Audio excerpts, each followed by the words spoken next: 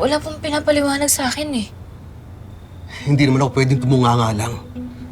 Kaya nalaman kong nagbebenta ng droga si Verdugo kay Delilah.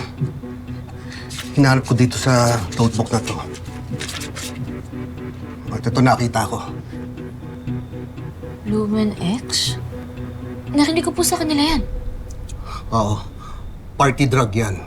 Patok sa mga kabataan. Ano po itong, ba't may drawing ng mushroom tapos may nakalagay 2019? Siguro ginawa ni Ramon to.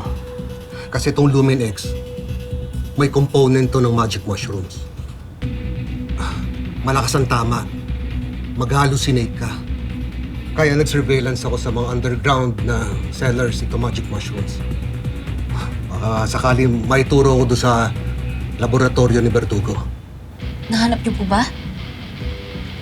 Hindi eh. Pero hindi ako titigil hanggat hindi sila nakukulong.